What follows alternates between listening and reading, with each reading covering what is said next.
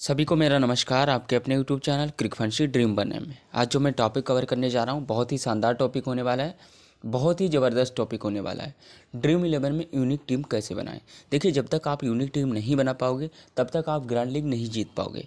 अगर आपका सपना है कि आईपीएल में 2 करोड़ रुपए जीतने का, तो आपको इस वीडियो को तो कम से कम देखना ही पड़ेगा। और जो मैं इसमें तरीके बताऊंगा उसी बेस पे आप एक बेस्ट यूनिक टीम बना पाओगे। अगर आप यूनिक टीम नहीं बना पाते हो और किस सेक्शन से ऐसे प्लेयर लेने हैं जिनकी वजह से आपकी यूनिक टीम बन जाए, तब तक आप कुछ कर नहीं पाओगे। सिर्फ आप तुक्के में टीम बनाओगे और आपका अच्छा खासा लॉस होता रहेगा। फिर आप यही बोलोगे कि ड्रीम 11 के ही बंदे ग्रैंड लीग जीतते हैं, अदर नहीं जीतते हैं। देखिए, मैं भी स्टार्टिंग में यही समझता था और जब मेरी पहली जीएल लगी 15 लाख की, उसके बाद मैं समझ गया अगर आपके अंदर ही टैलेंट हो, आप अपने अंदर बदलाव लाएं, आप स्किल सीखे, तभी आप जीएल विन कर पाओगे और आपकी एक बेहतर रैंक आती रहेगी। तो आपको इस वीडियो में 3-4 चीज़ें सिखाऊंगा जो बहुत ही ज़्यादा मोस्ट इम्पोर्टेंट हैं। और आपको करना कि अभी लास्ट तक वीडियो को पॉज करते रहना, चीज़ों को समझते रहना। देखिए, आईपीएल आ रहा है, उससे पहले आपको ये वीडियो देखना बहुत ज़रूरी है।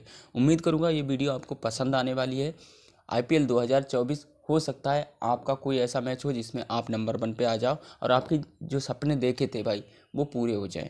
चलिए, मैं आपको बताऊंगा कितने सेक्शन से कौन से प्लेयर लें ताकि आपके मतलब जो टीम है वो यूनिक बन जाए। यूनिक टीम के चक्कर में कुछ लोग करते क्या है, सारे के सारे प्लेयर रिस्की ले लेता है, जिसके चलते उनका लॉस हो जाता है। आपने जब भी देखा होगा कोई भी यूनिक टीम होती है वो पूरी तरीके से यूनिक नहीं होती।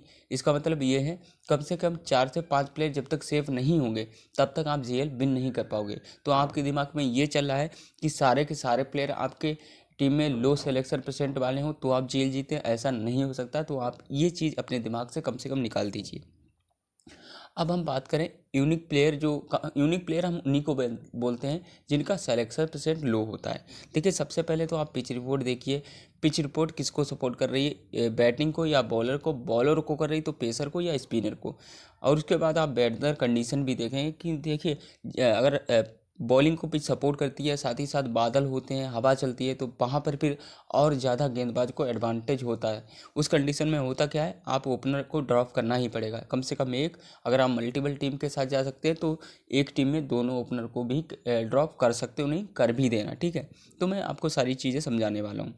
अब मैं सबसे पहले बात करूंगा बैटिंग पिच पे। बैटिंग पिच पे यूनिक टीम कैसे बने। तो बैटिंग पिच पे आपको करना क्या है, सबसे पहले बात, एक और बात मेरी ये समझ लेना, अपने दिमाग में डाल लेना कि चाहे बैटिंग पिच हो या बॉलिंग पिच हो, कम से कम आपकी टीम में 4 बॉलर होना चाहिए, कम से कम, ठीक है।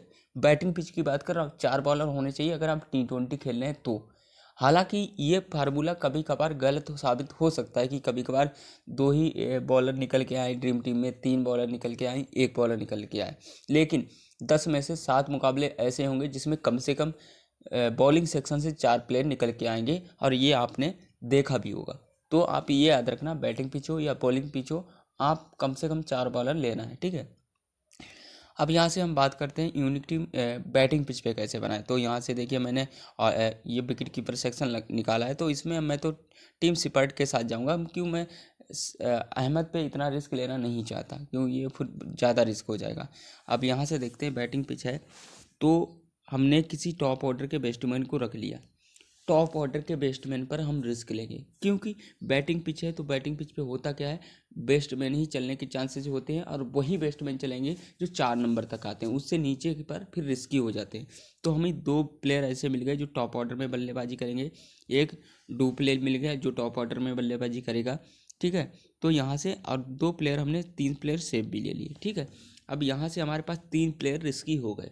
तो आपकी टीम में कम से कम रिस्की प्लेयर कितने होने चाहिए, कम से कम आपकी टीम में रिस्की प्लेयर 4 से 5 होने चाहिए, 6 भी हो सकते हैं, ठीक है। 6 से ज़्यादा आपको रिस्की प्लेयर नहीं लेना है, 4 से कम नहीं लेना है, ठीक है, अगर आपको 2 करोड़ जीतने हैं तो। अब बात, आप बोलेंगे जिसका सिलेक्शन परसेंट कम दिखा उसको ले लिया।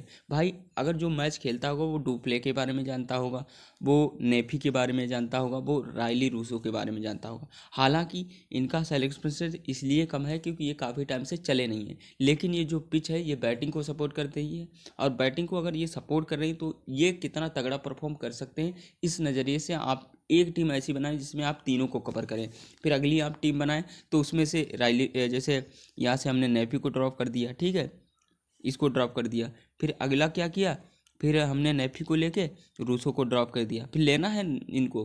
फिर अगली में क्या किया, यहाँ से हम करेंगे डुप्ले को ड्रॉप कर दिया। तो इस तरीके से आप ड्रॉप कर करके कर लेंगे। फिर आगे बढ़ेंगे। फिर आपको क्या करना है, एक टीम में सारों को लेना है। उसके बाद आपको करना क्या है, फिर कम से कम दोनों प्लेयर को एक टीम में ड्रॉप करना है इधर से। फिर आपको करना क्या है, फिर अगली जब टीम बनाएंगे तो उसमें आपको करना क्या, राइली रूसो और डुप्ले को ड्रॉप करना है, ठीक है। तो इस तरीके से आप कॉम्बिनेशन तैयार करेंगे। आपको चीज़ें समझ में आ गई होगी। अगर आपको समझ में नहीं आ रही हैं तो वीडियो आप रोक रोक के देख सकते हैं, ठीक है। तो इस तरीके से मैंने आपको ये कॉम्बिनेशन समझाया है कि किस तरीके से बैटिंग पिच पे बनती है।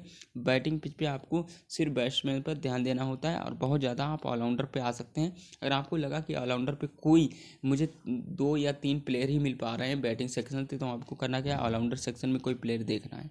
अगर आपको ऑलराउंडर सेक्शन से नहीं मिलता है तो आप एक गेंदबाज पर या 2 गेंदबाज पर रिस्क ले सकते हैं। जैसे कि मैंने बैटिंग पिच पे भी मोहम्मद वसीम और मोहम्मद हमजा पे मतलब रिस्क ले लिया। तो हमारे इस तरीके से 4 से 5 रिस्की प्लेयर हो गए, ठीक है। तो आपको कम से कम 4 से 5 रिस्की प्लेयर लेने हैं ताकि आपकी एक यूनिक टीम बन जाए। यूनिक बेस्ट टीम, एक यूनिक टीम होती है, एक यूनिक बेस्ट टीम होती है। देखिए, आपको वही प्लेयर लेना है जो परफॉर्म करने के चांसेस ज़्यादा हो, जिस पे आप रिस्क ले रहे हैं। जैसे अगर गेंदबाज ले रहे हैं तो वो कम से कम 4 ओवर तो डालते ही हो, और 4 ओवर नहीं डालता तो वो किसी काम का नहीं है, ठीक है। तो ये चीज़ आपने समझ ली। अब आगे बढ़ते हैं, बॉलिंग पिच पे कैसे टीम बनाए। तो बॉलिंग पिच पे आपको करना क्या है, मैं बताऊंगा। आपको कम से कम पाँच बैट्समैन लेने हैं, कम से कम 5 बॉलर लेने हैं। देखिए, 5 बॉलर नहीं लेंगे तो आप टीम बेहतर नहीं बना पाएंगे। तो यहाँ से हम क्या करेंगे, अब सबसे पहले हम यहाँ से बेस्ट प्लेयर लेने की कोशिश करेंगे। जैसे राइली रूसो को ले लिया, जेम्स बिन्स को ले लिया, 2 लेंगे, ज़्यादा नहीं लेंगे। साउथ शकील को लिया और यहाँ से शोएब मलिक को लिया, नवाज़ को लिया, ठीक है। आपको बॉलिंग पिच पे क्या करना है, ज़्यादा से ज़्यादा ऑलराउंडर और ऑलराउंडर के साथ साथ गेंदबाज लेना है। कोशिश करेंगे बेस्ट में 2 या बहुत ज़्यादा किसी एक टीम में 3 रह सकते हैं। कम से कम 2 रखिए, 1 भी रख सकते हो अगर ऑलराउंडर ज़्यादा हो, बेस्ट हो तो। और बाकी आपको करना क्या है, टीम में मल्टीपल टीम बनाएंगे तब आपको एक्सचेंज करते रहेंगे। किसी में राइली रूसो, किसी को शान मसूद, इस तरीके से हम लेते रहेंगे। वो आप अपने हिसाब से कर लेना, नहीं तो वीडियो बड़ी हो जाएगी। अब हम 5 बेस्ट गेंदबाज उठाने की कोशिश करेंगे जिसमें रिस्की प्लेयर भी शामिल होने वाले हैं। अब यहाँ से हमें रिस्की प्लेयर लेना है तो 2 प्लेयर हम यहाँ से ड्रॉप करेंगे। उनको ड्रॉप करके हम किसी, मुजरबानी भी बढ़िया है, तारिक भी बढ़िया है। तो यहाँ से आप देख सकते हैं हमने इस तरीके से कम 4 प्लेयर ऐसे लिए जिनका सिलेक्शन परसेंट लो था। और गेंदबाज सेक्शन से, बॉलिंग पिच पे गेंदबाज सेक्शन से आपको 5 बॉलर कम से कम उठाने, 6 भी कर सकते हो अगर ऑलराउंडर बेस्ट नहीं है उस मैच में, जिस मैच को आप खेल रहे हो। तो इस तरीके से एक कॉम्बिनेशन तैयार हुआ। अब आप बात करेंगे कैप्टन वाइस कैप्टन की। तो कैप्टन वाइस कैप्टन उसी को बनाना है जिसका सिलेक्शन परसेंट, जैसे पिच कंडीशन के हिसाब से आपको कैप्टन चुनना है और जिसका सिलेक्शन परसेंट 50 से ऊपर हो, 70 से नीचे हो, 50 से ऊपर 70 से नीचे, उसी को कैप्टन करना है।